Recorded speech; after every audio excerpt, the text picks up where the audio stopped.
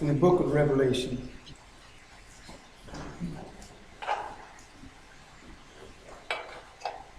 Chapter 11. We have opened the text.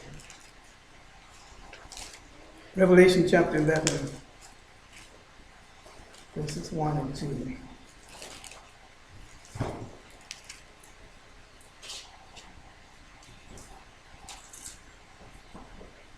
And there was given me a reed like unto a rod.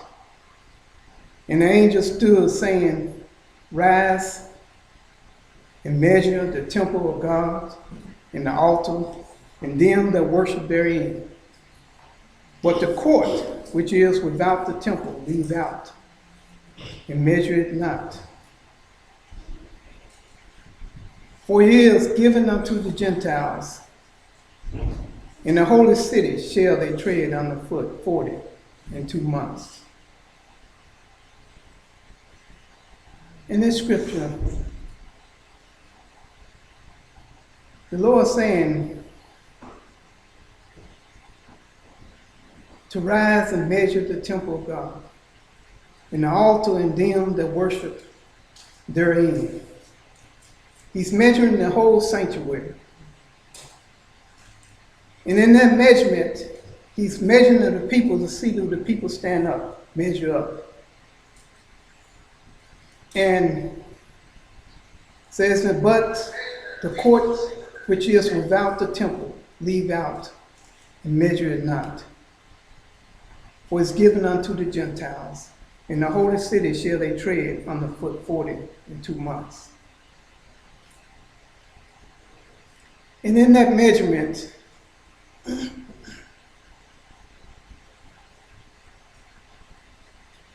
it's a method of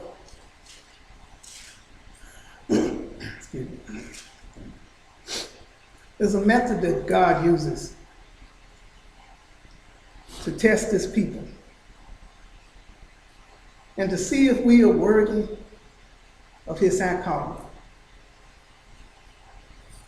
It's a method of judgment to see if we can meet the judgment that God has given.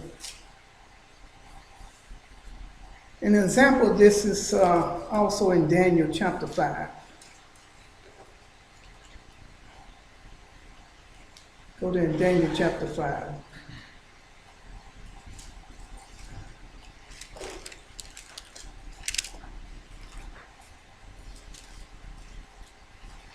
We want to look at verse 27.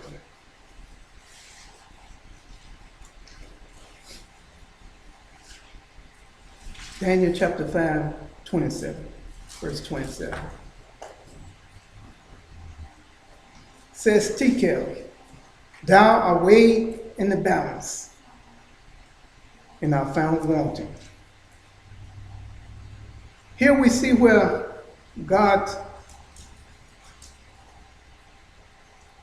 brought judgment upon the king of Babylon. He said, you are weighed in the balance and are found wanting. He did not measure up to the standard that God has given. In verse 1 of the same chapter, 1 through 5, it says, Belshazzar, the king, made a great feast to 1,000 of his lords, and drank wine before the 1,000. Belshazzar, while he tasted the wine, commanded to bring the golden and silver vessels which his father Nebuchadnezzar had taken out of the temple which was in Jerusalem, that the king and his princes, his wives, and his concubines might drink therein. Then they brought the golden vessels that were taken out of the temple of the house of God, which was at Jerusalem. And the king and his princes, his wives, and his concubines drank in them. They drank wine and praised the gods of gold and of silver, of brass, of iron, of wood, and of stone. In the same hour came forth fingers of a man's hand, and wrote over against the candlestick upon the plaster of the wall of the king's palace. And the king saw the part of the hand that wrote. And when it wrote, it says that he was weighed in the balance and found wanting. As we read in Revelations, the angel was told to measure the temple and the worshipers therein as measuring God's people. But here we have a king, a Babylonian king. His time of judgment has come up. And during his time of judgment, he was found to be wanting. In the book of Revelation, chapter 10,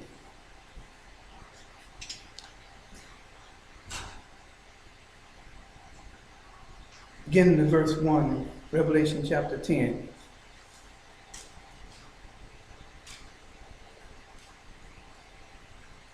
We see where this judgment is pointed out again. In verse 1 it says, "And I saw another mighty angel come down from heaven, clothed with a cloud, and a rainbow was upon his head. And his face was as it were the sun, and his feet as pillar of fire. And he had in his hand a little book open, and he set his right foot upon the sea, and his left foot on the earth, and cried with a loud voice, as when a lion roars. And when he had cried, 7 thunders uttered their voices.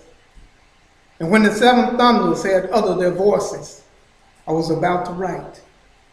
And I heard a voice from heaven saying unto me, Seal up those things which the 7 thunders uttered, and write them not.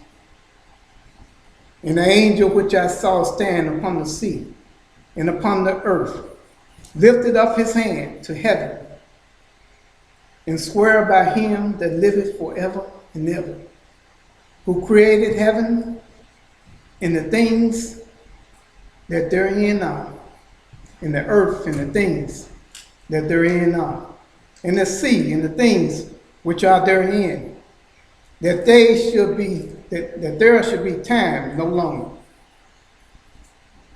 But in the days of the voice of the 7th angel, when he shall begin to sound, the mystery of God shall be finished, as he has declared to his servants the prophets. And the voice which I heard from heaven spake unto me again, and said, Go and take the little book, which is open in the hand of the angel which standeth upon the sea and upon the earth. And I went up unto the angel and said unto him, Give me the little book. And he said unto me, Take it and eat it up, and it shall make thy belly bitter, but it shall be in thy mouth sweet as honey. And I took the little book out of the angel's hand and ate it up. And it was in my mouth sweet as honey. And as soon as I had eaten it, my belly was bitter. In these scriptures, we, as most Adventists, look at this and look back upon the Millwright movement. In the 1800s, 1833 to 1844, William Miller went out preaching about the cleansing of the sanctuary and the soon coming of Christ upon the earth. And they was looking for a day of judgment. That day of judgment they was looking for in 1843 and 1844.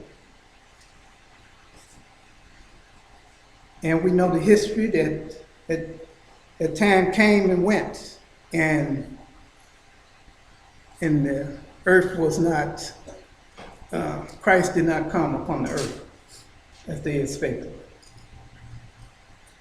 But it says in verse 10, and I took the little book out of the angel's hand, and ate it up. And it was in my mouth sweet as honey, and as soon as I had eaten it, my belly was bitter. It was a bittersweet event for some of the people during that time. For those who looked for Christ to come to the earth in 1844, it was a bitter experience. But to those who continue studying God's word, who continue to look upon the scriptures and see what is thus saith the Lord, it became sweet. It was sweet as well, because they saw just where they made their mistakes. And they was looking for this period of time as a time of judgment upon his people, God's people. In verse 17,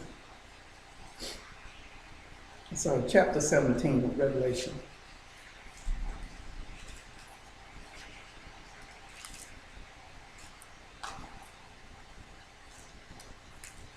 In verse 15, Revelation 17.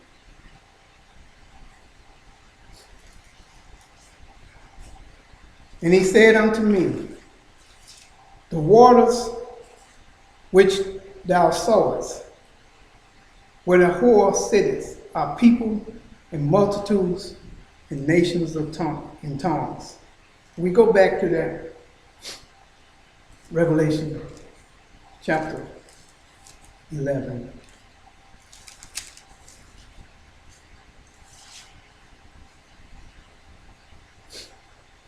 Sorry, Revelation chapter 10.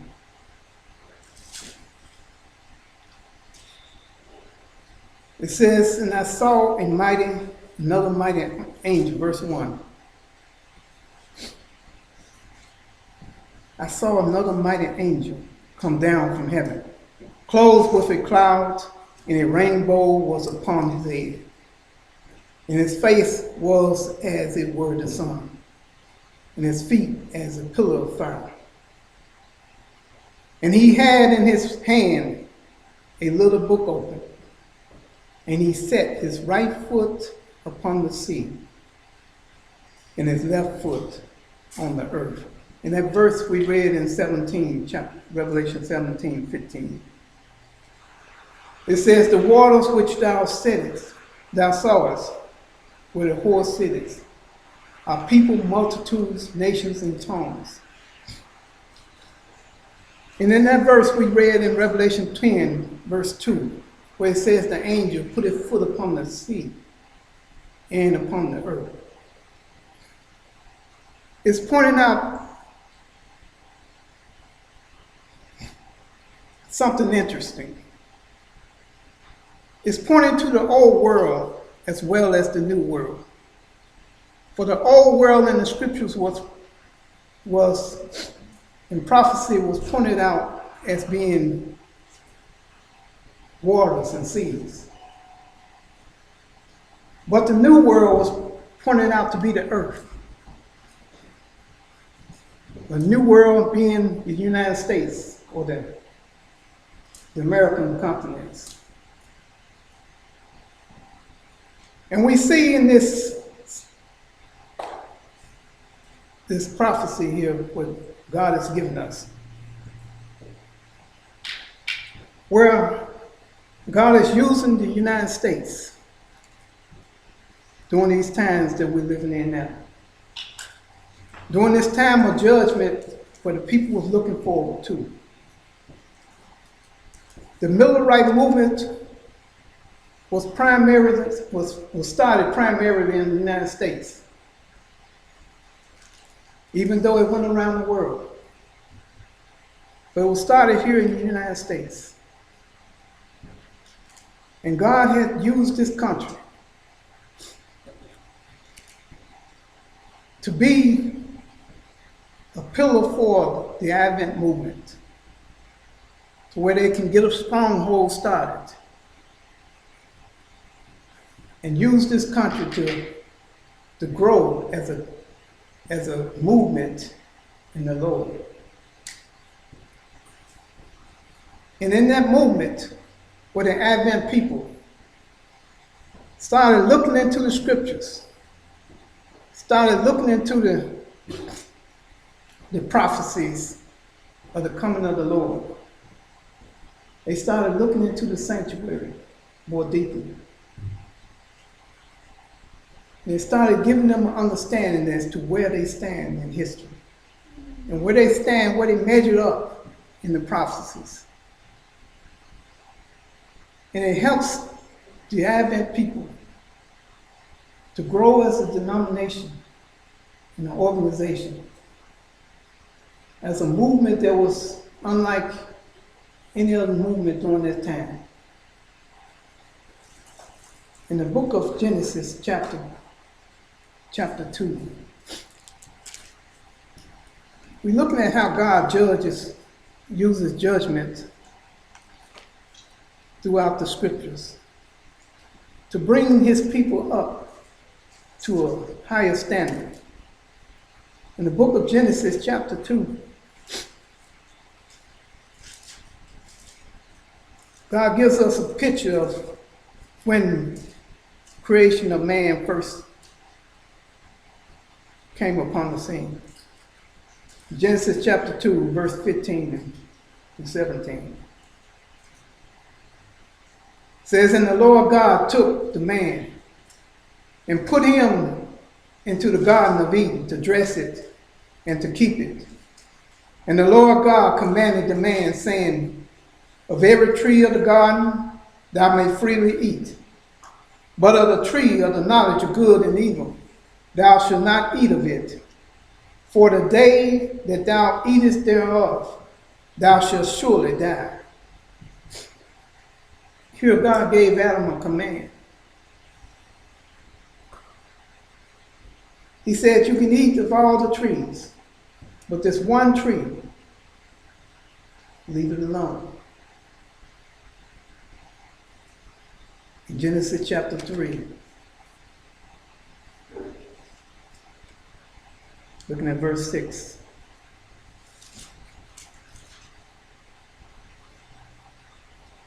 Genesis 3:6.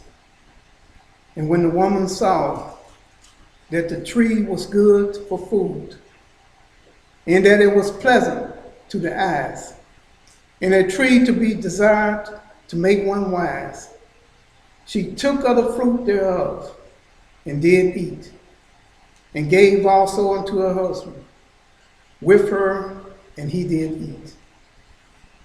God commanded Adam that he could eat from any tree, but the tree of knowledge of good and evil, God said, thou shalt not eat of it. For in that day thou eatest thereof, thou shalt surely die. God gave him a command not to eat of that tree.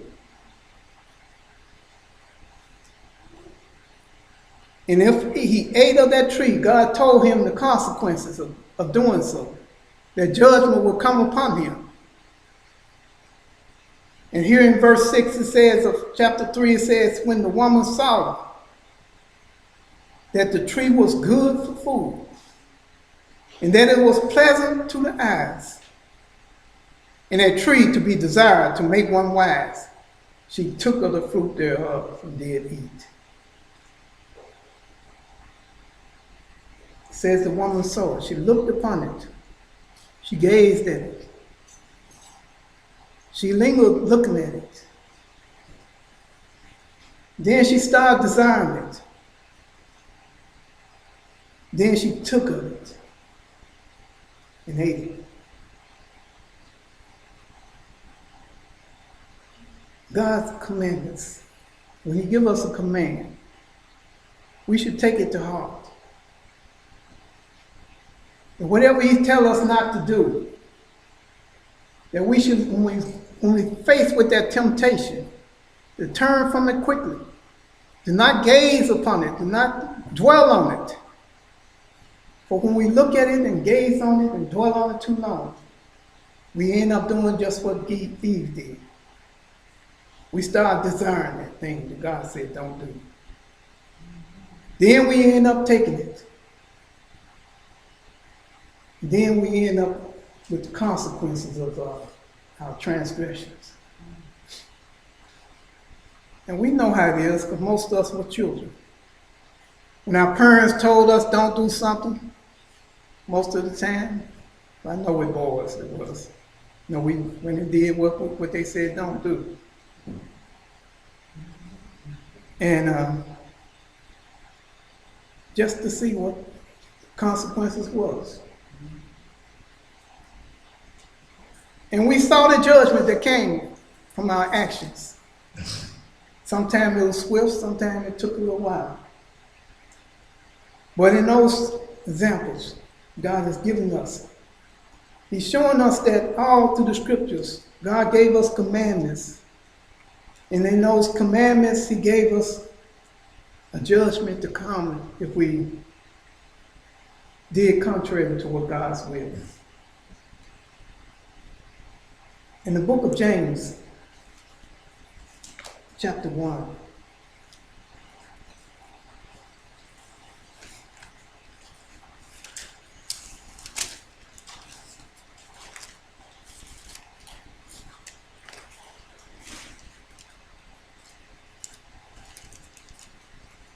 James chapter 1, we're going to look at verse 13 through 16. It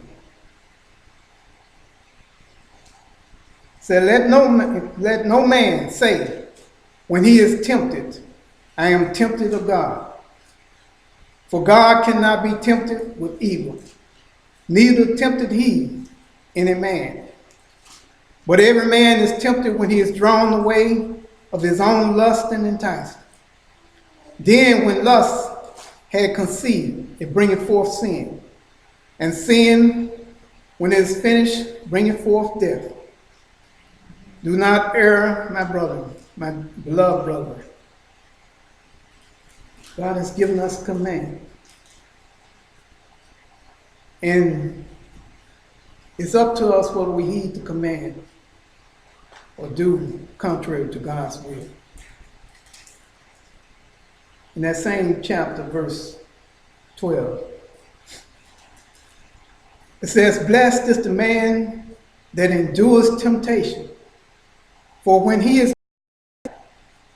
he shall receive the crown of life, which the Lord has promised to them that love him. He promised us a crown of life. If we are obedient to his word, if we follow his commandments, but if we choose to go contrary, we know that judgment is coming. Judgment is coming upon us. It comes. But in that promise that God gave us in this verse, it says, blessed is the man that endures temptation.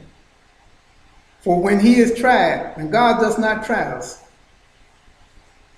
God tests us, but he doesn't try us. Blessed is the man that endures temptation, for when he is tried, he shall receive the crown of life, which the Lord has promised to them that love him. We can look forward to a crown of life. We follow through, following God's commandments. In the book of Exodus, chapter 19,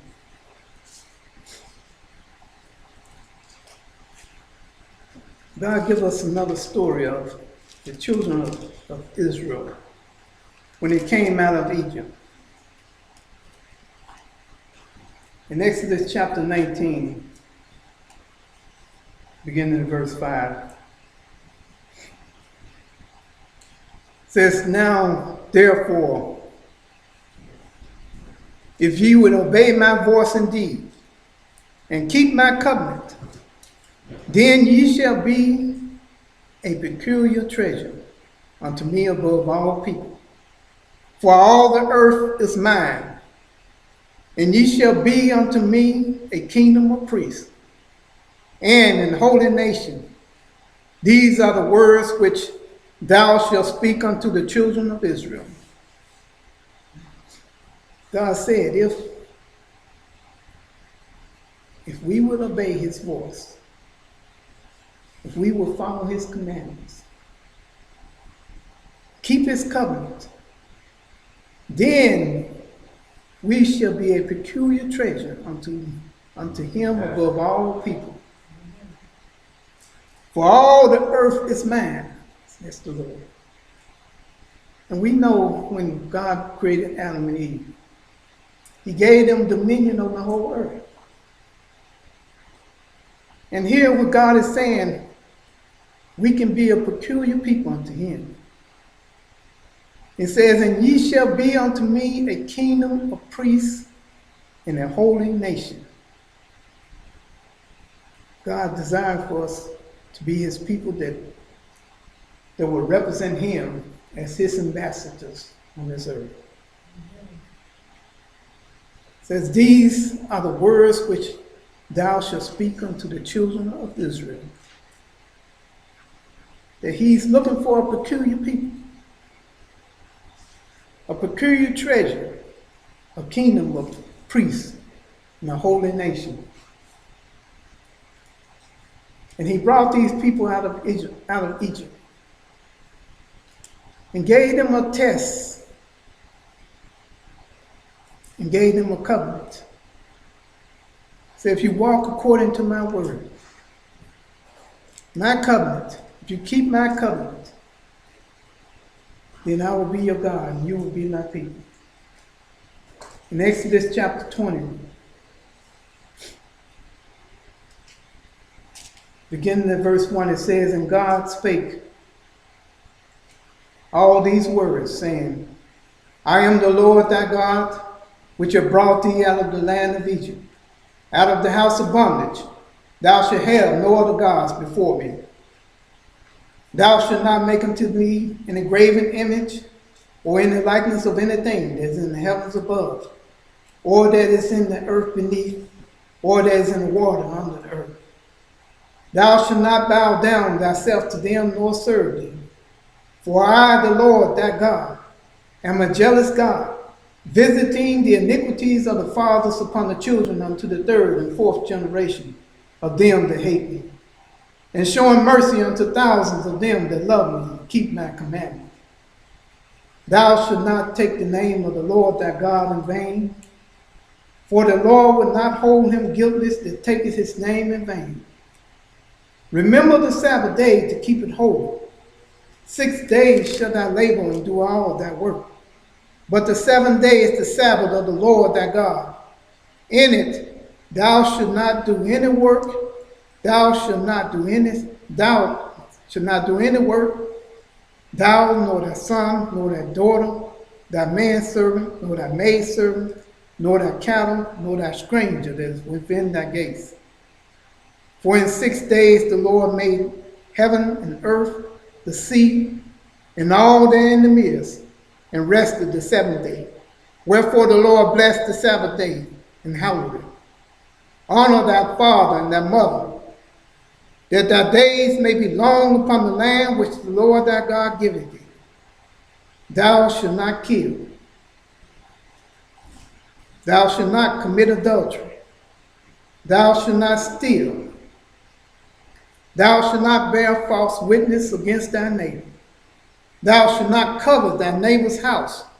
Thou shalt not covet thy neighbor's wife, nor his manservant, nor his maidservant, nor his ox, nor his ass, nor anything that is thy neighbor's.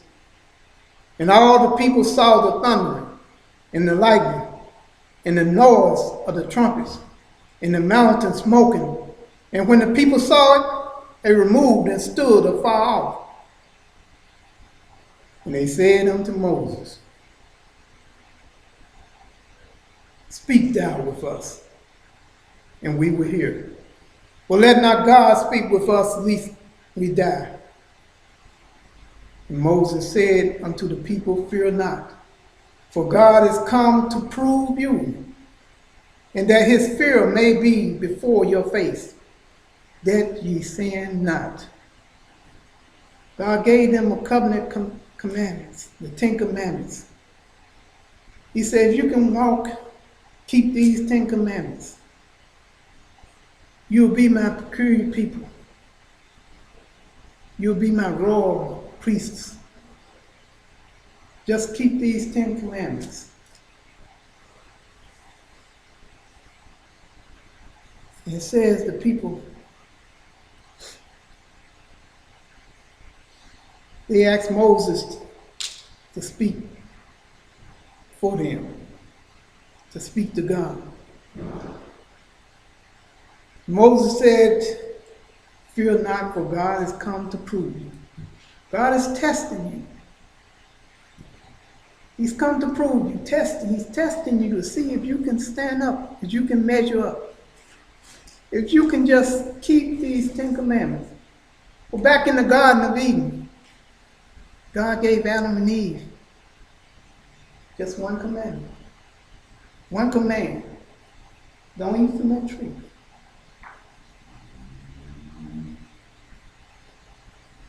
And because of sin, now we come down to a nation of people where God has brought them out of the land of Egypt.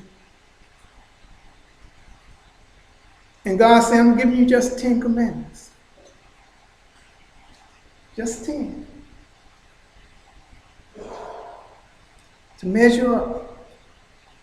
To prove you with, to test you with. And all through the scriptures, God is proving his people. To see if we measure up. See if we can walk according to his word. See if we can be his people. See if we truly desire to be that nation of priests that he's looking for in his people. In the book of Deuteronomy chapter 4,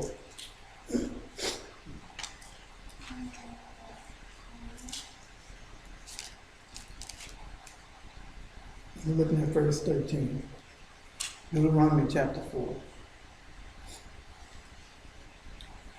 And he declared unto you his covenant, which he commanded you to perform, even 10 commandments. And he wrote them upon 2 tablets of stone. He said, just 10 commandments. That's all I'm asking, just 10 commandments. That's all I'm testing you with right now.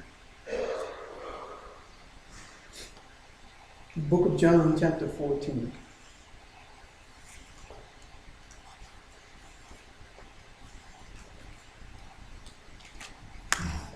John chapter 14, verse 15. John 14, 15.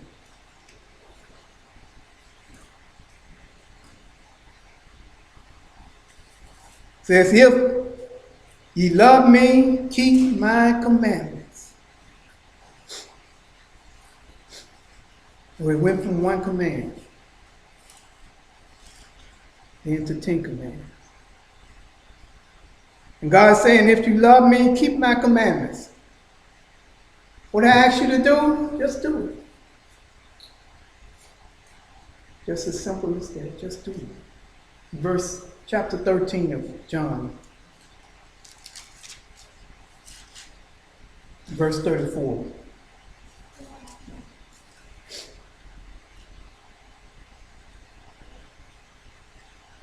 A new commandment I give unto you, that ye love one another as I have loved you, that ye also love one another.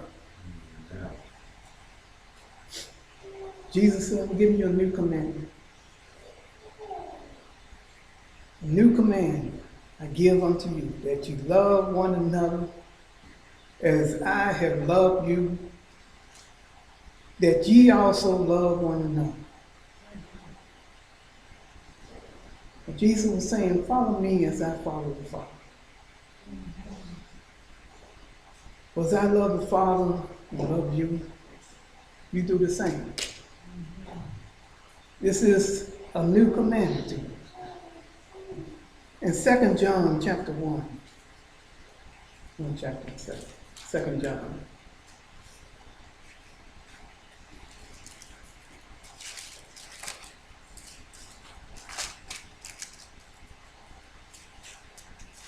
Second John, verse 1 chapter, 2 John, verses 5 and 6.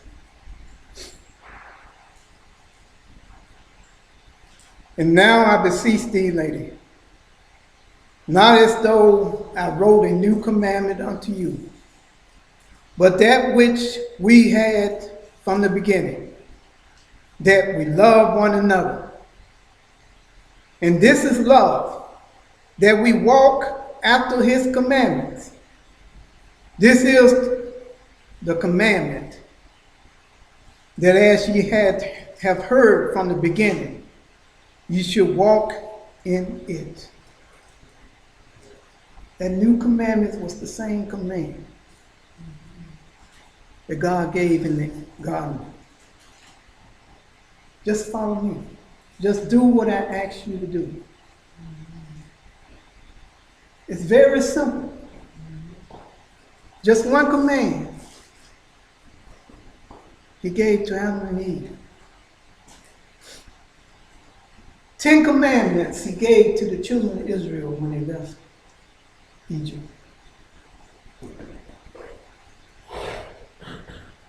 And Christ said, a new command I give to you, that you love one another, and that you love.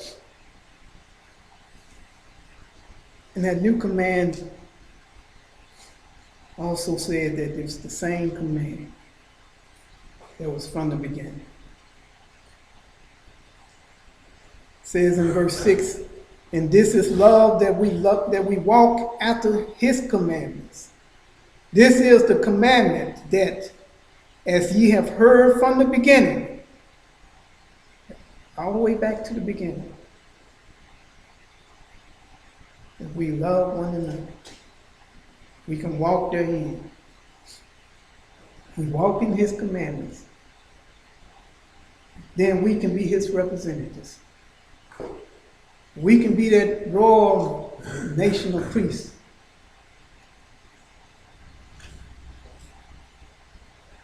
In the book of Revelation, chapter 11.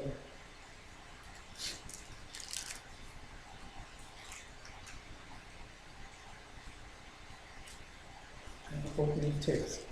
Revelation chapter 11. Verses 1 and 2. It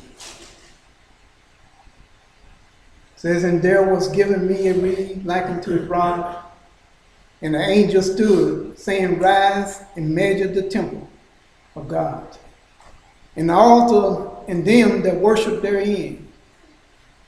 But the court which is without the temple leave out, and measure it not. For it is given unto the Gentiles. In the holy city shall they tread on foot 42 months.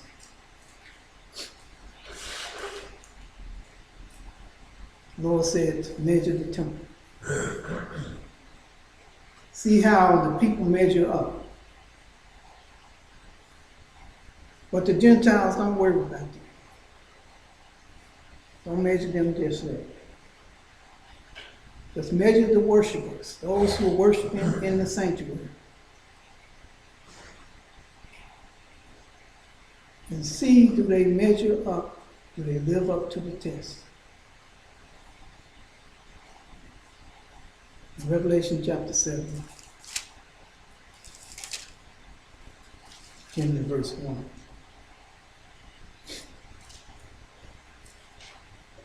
Says, and after these things I saw 4 angels standing on the 4 corners of the earth, holding the 4 winds of the earth, that the wind should not blow on the earth, nor on the sea, nor on any tree. And I saw another angel ascending from the east, having the seal of the living God.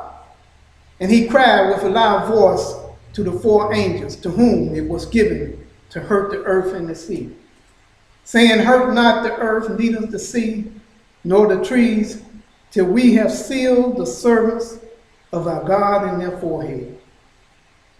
And I heard the number of them which were sealed. And there was sealed 144,000 of all the tribes of the children of Israel. And of the tribe of Judah was sealed 12,000. Of the tribe of Reuben was sealed 12,000. Of the tribe of Gad was sealed 12,000. Of the tribe of Asher was sealed 12,000. Of the tribe of Nephilim was sealed 12,000. Of the tribe of Manasseh was sealed 12,000. Of the tribe of Simeon was sealed 12,000. Of the tribe of Levi was sealed 12,000. Of the tribe of Issachar was sealed 12,000. Of the tribe of Zebulun was sealed 12,000. Of the tribe of Joseph was sealed 12,000. Of the tribe of Benjamin was sealed 12,000. After this I behold, and lo, a great multitude, which no man could number, of all nations and kindreds and tongues and people, stood before the throne and before the Lamb, clothed with white robes and palms in their hands, and cried with a loud voice, saying, salvation to our God, which sitteth upon the throne, and unto the Lamb. Said 12,000 sealed of each of the tribes. Then it says a great multitude was seen. And as we read in the scriptures in verse chapter 11, it said, for the Gentiles we were to leave out, not to measure them. That the Lord saying that they don't need a test. They don't need a commandment to measure up. Or they're not worthy to be saved. Well, here we see it says in verse 9, I beheld and lo, a great multitude, which no man could number, of all nations and kindreds and people and tongues, stood before the throne, and before the Lamb, clothed with white robes and palms in their hands. A lot of the Gentiles worship God and believe in the Son of God and love him with all their hearts. But do they not measure up?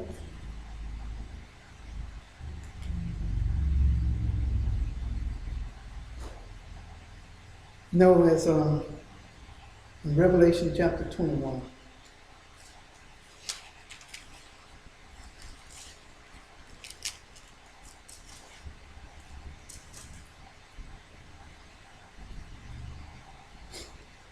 In verse 2 of Revelation chapter 21. It says, and now John saw the holy city, New Jerusalem, coming down from God out of heaven, prepared as a bride adorned for her husband. Let's go to verse 9. And there came unto me one of the seven angels, which had the seven vials full of the seven last plagues, and talked with me, saying, come hither, I will show thee the bride, the Lamb's wife. And he carried me away in the spirit to a great and high mountain, and showed me that great city, the holy Jerusalem, descending out of the heavens from God, having the glory of God, and her light was like unto a stone most precious, even like a jasper stone, clear as crystal.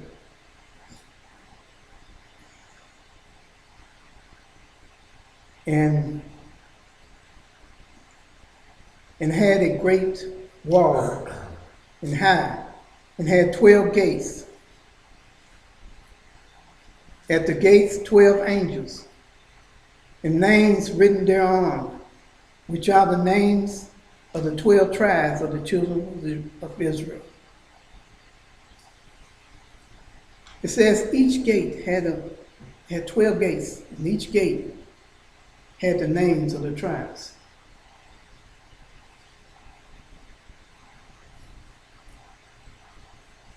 And each name was the name of one of the children of Israel. But he said, don't measure the Gentiles. But the Gentiles who love the Lord, how do they enter in? If your gate got your name on it, then you have interest into it. But if your name is not on that gate, how can you enter in? How can someone who's not a member enter in?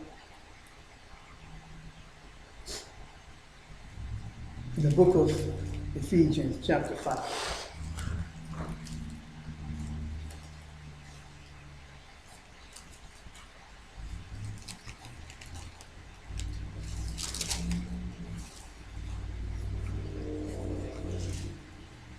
Ephesians chapter 5, looking at verse 31.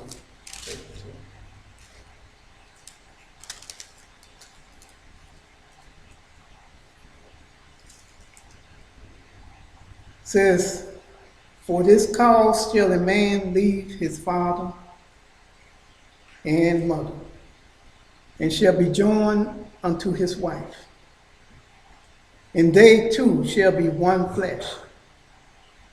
This is a great mystery, but I speak concerning Christ and the church, as we read in Revelation back then. It said the bride was adorned for her husband. And when the man and the woman becomes married, they become one flesh. And here it says, this is a great mystery, but I speak concerning Christ and the church. When Christ married the woman, married the bride became as Christ. They became one flesh. When you saw the bride, you saw Christ. She was a reflection of Christ herself. It was one together, just as Christ in the church. And that bride was the New Jerusalem. And that bride had 12 gates. And each member had entrance into that New Jerusalem.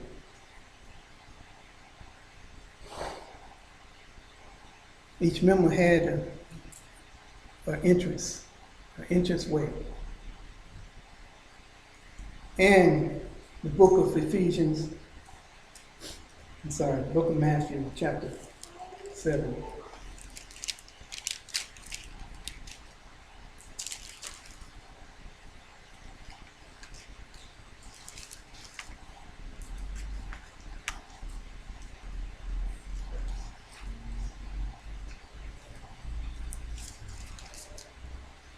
For God desired that all should be saved. And all he asks is that we follow his commandments and walk according to his will. Matthew chapter 7, verse 13 and 14.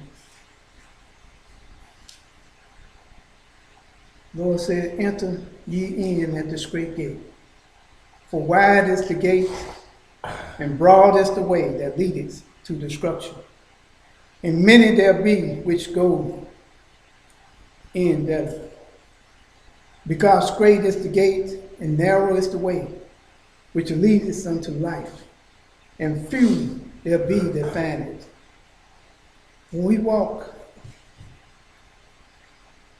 with our eyes focused upon the pathway that God has set us on, when we keep our eyes stayed on the prize, when we stayed on that straight and narrow pathway, we know that we are walking in accordance to God's commandments, and that we are walking according to God's will.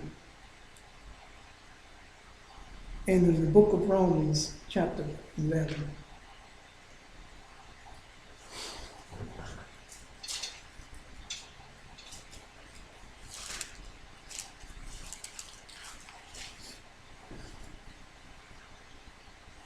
Romans chapter 11, looking at verse 21 to 24.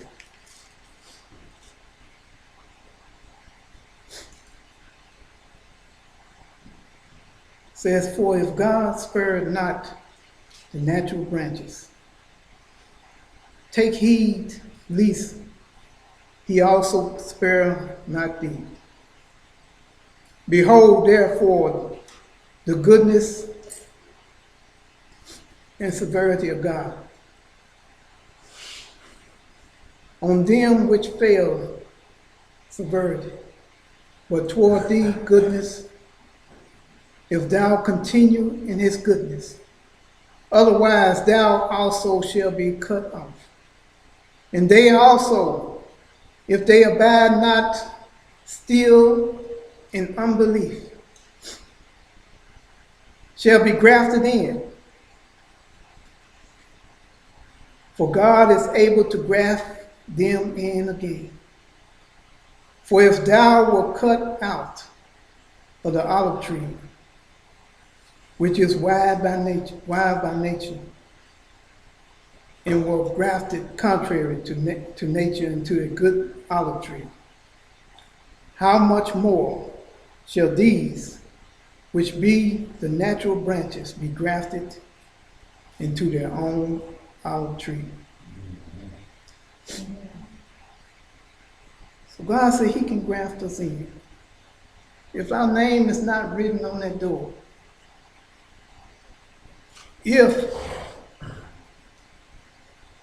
we are living up to God's commandments, God's command, and God got the power to graft us in, to where we can have that name written on that door, our name written on the door, that we can have access to that kingdom, that New Jerusalem, that holy city. Because all in the city is God's bride. And God's given us that invitation to come unto him.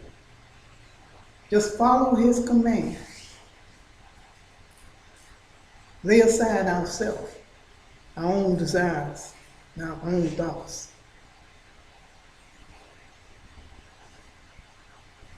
Even as the Gentiles were not measured, didn't have their name on the doors. Well, God gave them a standard as well. For every man, God has given them the knowledge of knowing right from wrong. But when we walk in all the knowledge, doing all that we know to do, whether we've been blessed with God's present day message or truths or not, there's still a standard. Just like King Belteshazzar, even though he was not one of the children of Israel, he still was held accountable. He still had access to truth. He still knew right from wrong. And because of his transgression, he was weighed in the balance and found wanting. And God's people also, who's called during this last days to rightly represent him as his nation of priests, we have a great opportunity to share with all that God sent our way, to give them a better understanding as to who God is and how they can know him better, how they can know his son,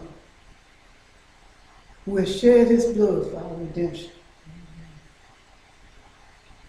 And we see so many times in this time of year, time of the Passover, time of the Easter holiday season, time of they call Palm Sunday, time of crucifixion of Christ. We see a lot of hearts are open to know who is God, how they can serve him better. Even though we see so many times, just coming here to church this morning, just about every church we saw had a sign that says, Easter egg hunt today.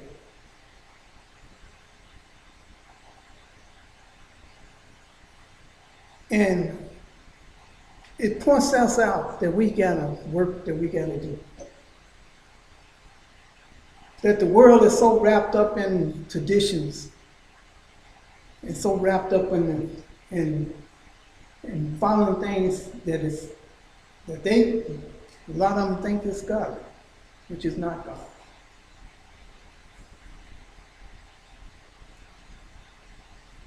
And as we look upon the Gentiles, there was a movie out a few years back called Left Behind, where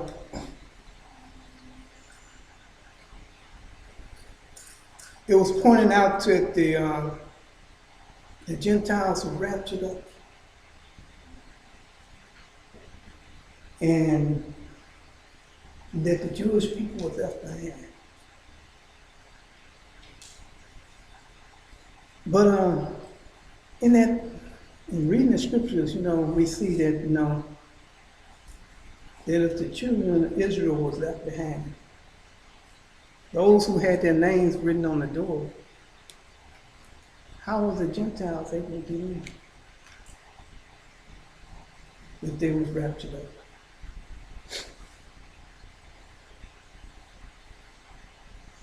That's a thought. Think about it.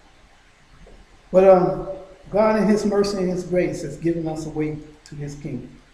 In the book of Ephesians chapter 5, again.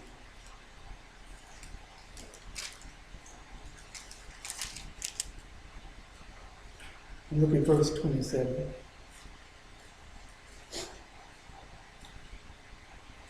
It says that he might present it to himself a glorious church, not having spot or wrinkle or any such thing, but that it should be holy and without blemish.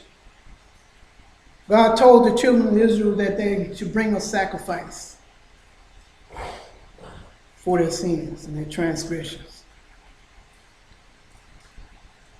And that sacrifice had to be without spot, without blemish. And the Lord is saying that he might present it to himself a glorious church, not having spot or wrinkle or any such thing, but that it should be holy and without blemish. He's looking for a holy nation, royal priesthood. There will be a reflection of his character, a reflection of him, without spot or blemish, holy. Someone that the world can look to and see there's something different about this person. There's something strange about this person. They're not following all after the traditions of the world. They eat different. They dress different. They talk different.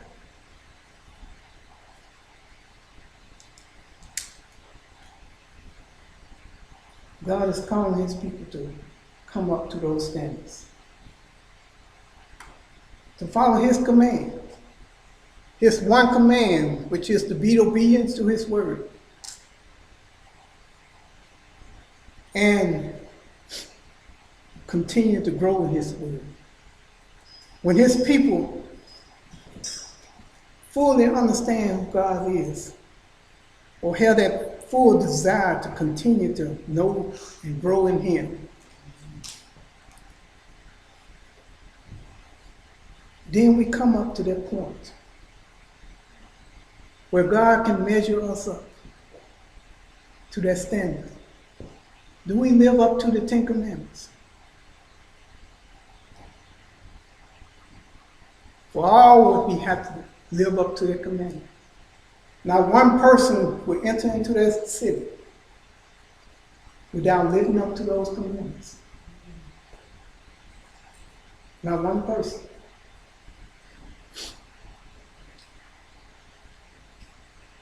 If those people who worship on the first day live up to all that they know, they will have the opportunity to worship God's Sabbath before they enter into their kingdom. And to keep his commandments. For the world knows that God has a standard. Most of them don't understand it, but they know. And most of the first day Gentiles, they have understanding of his commandments, but they don't have a full understanding. And it's according to God's people. It's up to God's people that we be a living epistle, rightly representing Christ to all those he sent our way. And we thank him for the opportunity he's given each and every one of us. And holiness unto the Lord. He's truly worthy to be praised.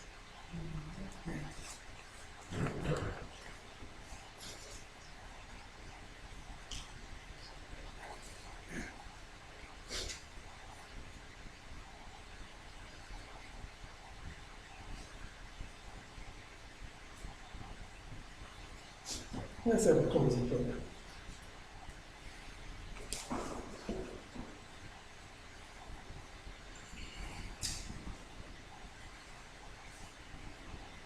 Oh, Heavenly Father, we thank you for the blessing you've given us this day. And thank you for your high calling that you call each and every one of us in. And we pray, Heavenly Father, that as we continue to grow in your word, that we continue to reflect your character, that we be that light to the dying world. That light that is set on the hill, and being a beacon of light and to draw others to an understanding as to who you are. We thank you, Father. We thank you for your blessing. We thank you for the time and the hour that we live in. And we pray, Heavenly Father, for a continued outpouring of your Holy Spirit from each and every one of us. That we will continue to grow in our lives. We thank you and we praise you. And we Ask for your blessing upon the meal that you provide for us. We pray that you would bless it and nourish and strengthen our bodies. And that we would have endurance in this race. And that we will run it to the end. We thank you. In Jesus' name we pray. Amen.